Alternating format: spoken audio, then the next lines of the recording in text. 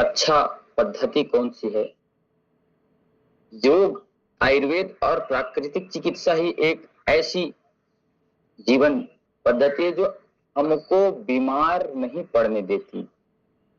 Allopathy के पास आप जाएंगे तो आप बीमार रहेंगे तभी आपका इलाज हो पाएगा।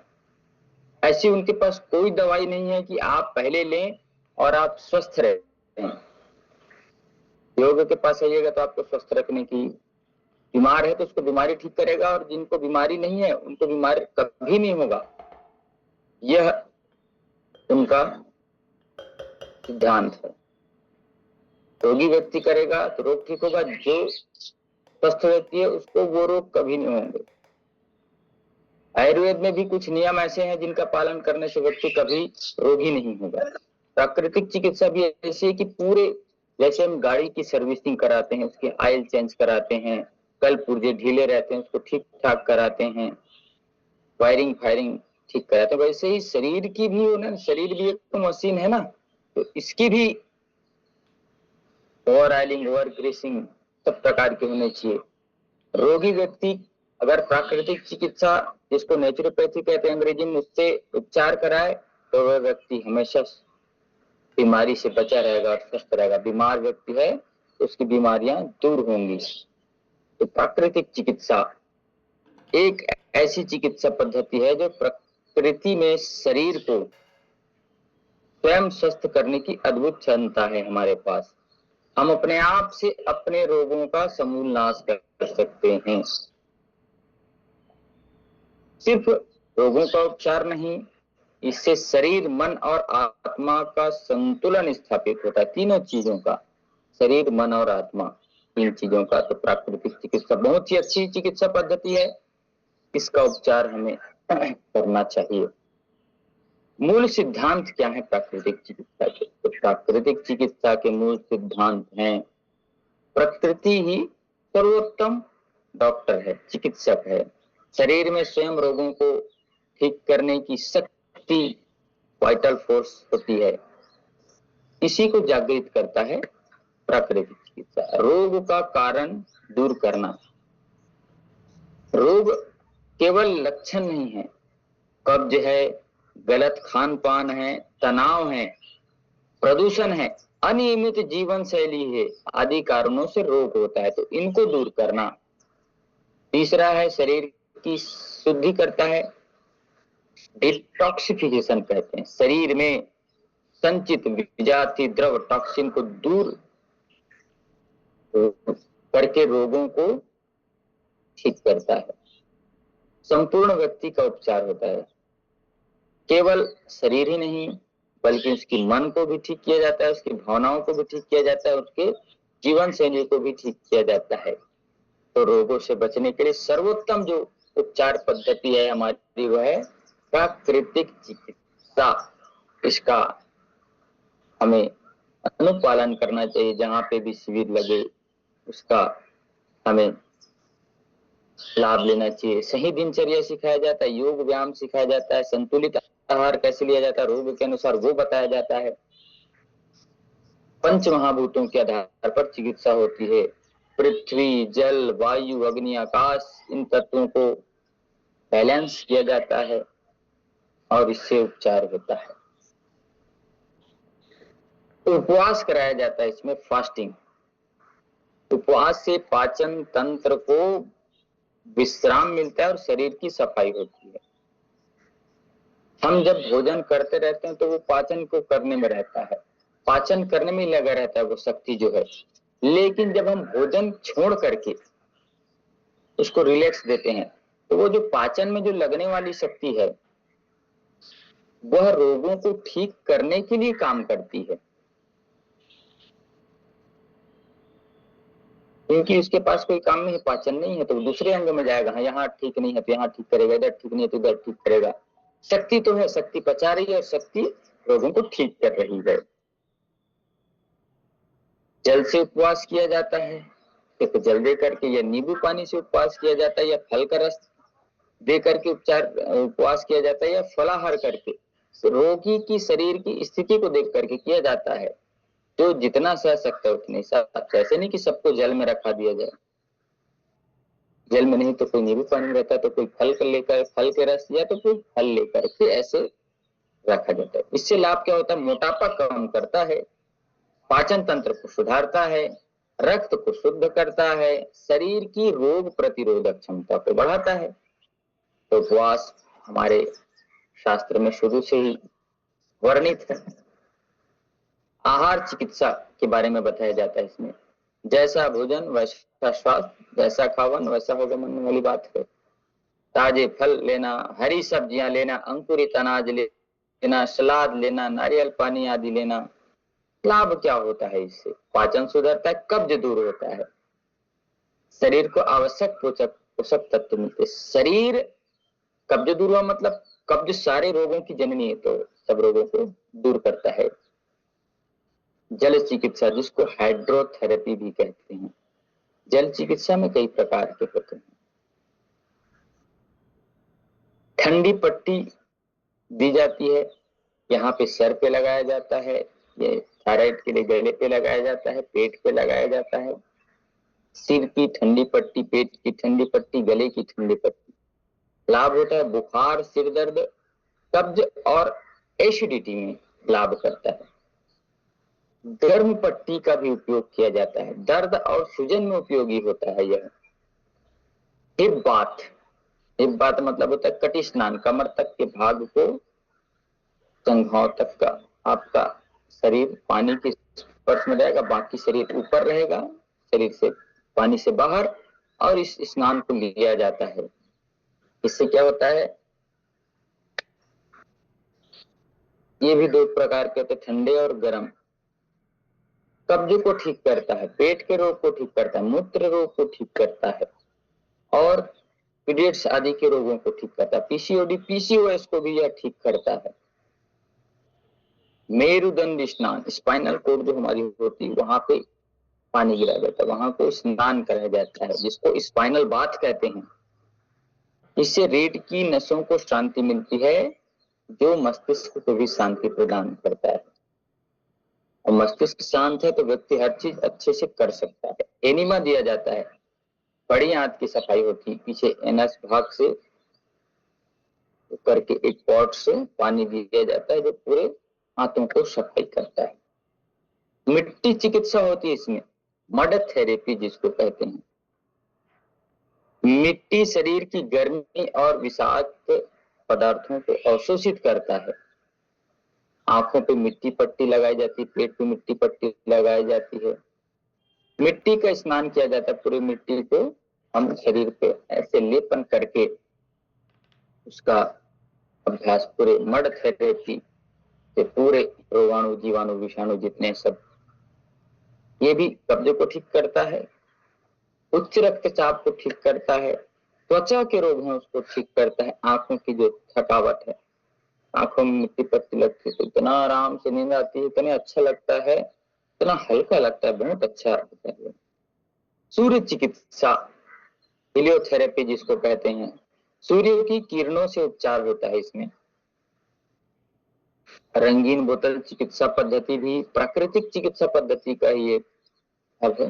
इसमें विटामिन डी के लिए, हड्डियों को मजबूत करने के लिए और त्वचा रोगों के लिए यह लाभप्रद है। लेकिन कोई भी उपचार पद्धति हम कराते हैं कुशल मार्गदर्शक के सानिध्य में कराना चाहिए, जो अच्छे जानकार हैं उसके मार्गदर्शन पे ही कराना चाहिए कि कितना धूप लेना है, कब किस समय का लेना है। वायु चिकित्सा होती है इसमें, एयर थेरेपी, प्रभात भ्रमण है, खुली हवा में रहना, वायु का स्नान करना, वाष्प स्नान, भाप स्नान भी दिया जाता है इसमें। फेफड़ों की क्षमता बढ़ती है, इससे तनाव कम होता है।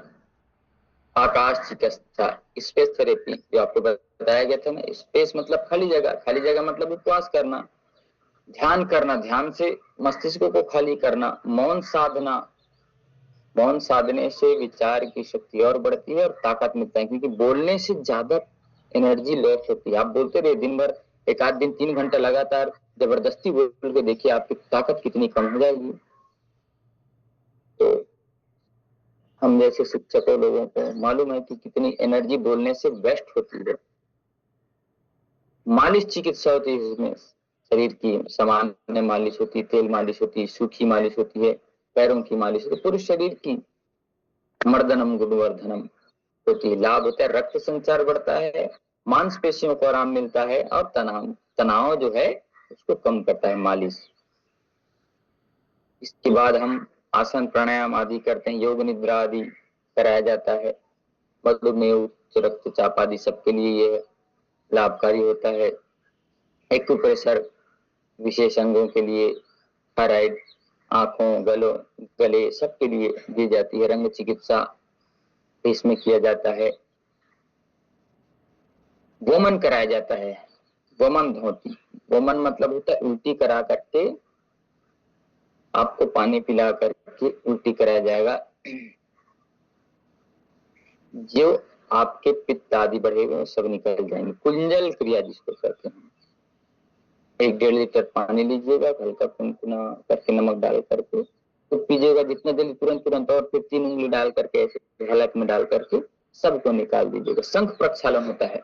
शंख प्रक्षालन के 5 आसन होते हैं। पहले 2-2.5 लीटर तक पानी पिला करके ताड़ासन क्रिया, ताड़ासन, कटी चक्रासन, भुजंगासन और कागासन करा करके आपको पेट की सारी शुद्धि को निकाल दिया जाता है। अशुद्धि को निकाल देते तो पेट शुद्ध हो जाता है, और पेट सफा तो हर रोग दफा, ऐसे आपने सुना भी होगा।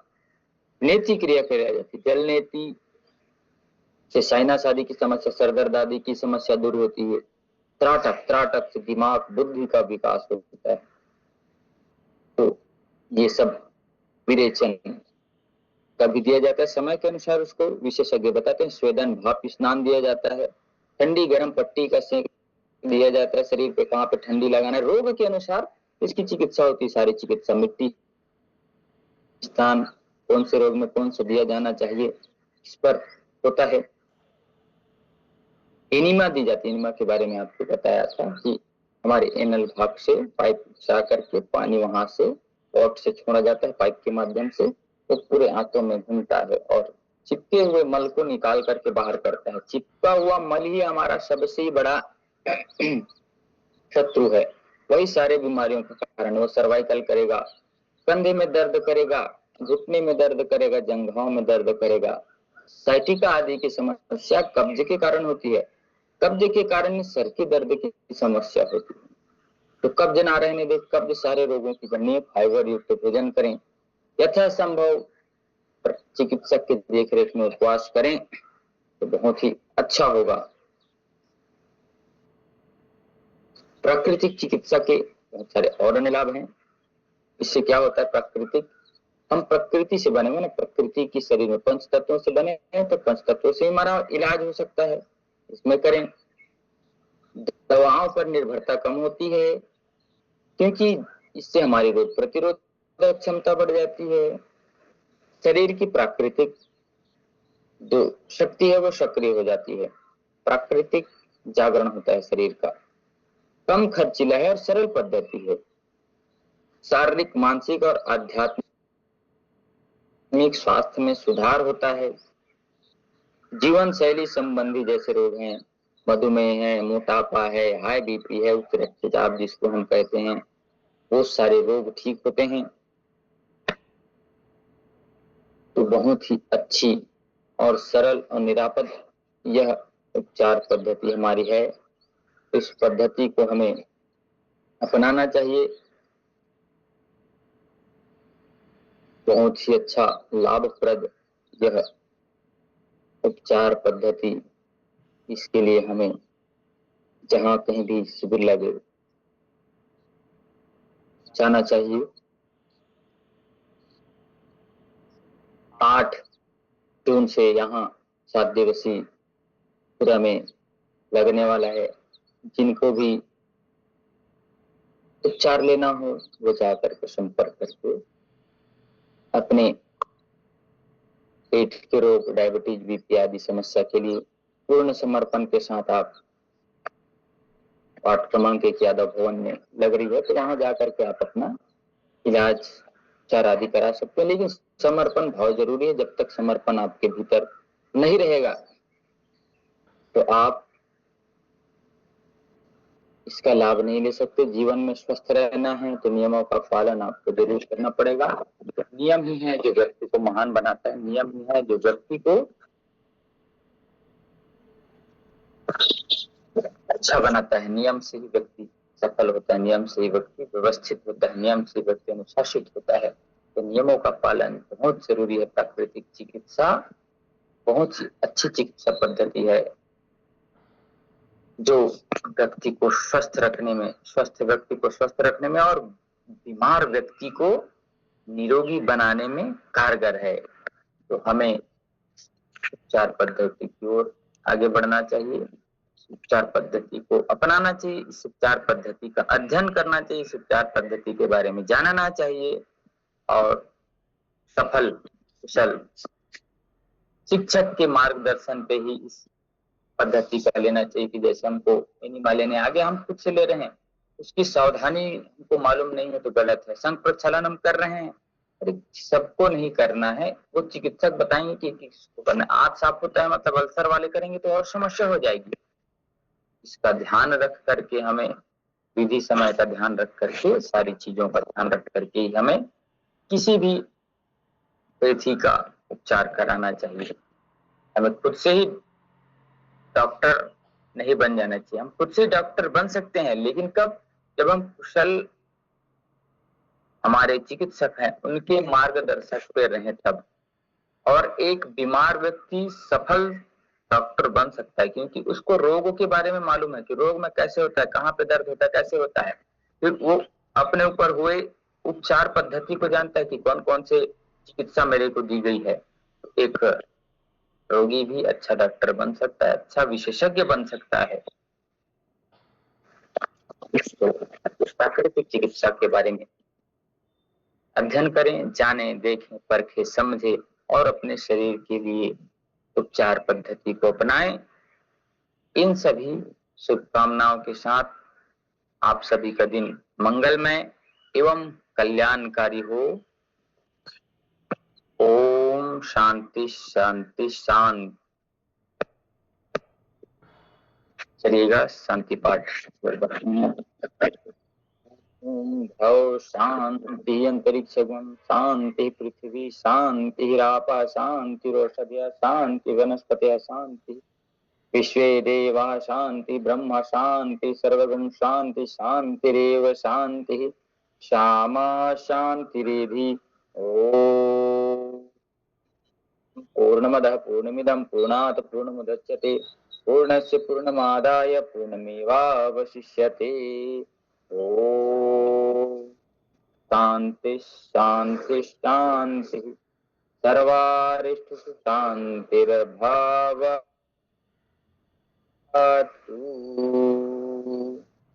प्रतिदिन आप सभी नियमित योग कक्षा में जुड़े, अपने स्वास्थ्य की पूरे जानकारी रखें, अध्ययन जरूर किया करें, पठन पाठन जरूर किया करें, एक एक आसन के बारे में पढ़ें, एक एक प्राणायाम के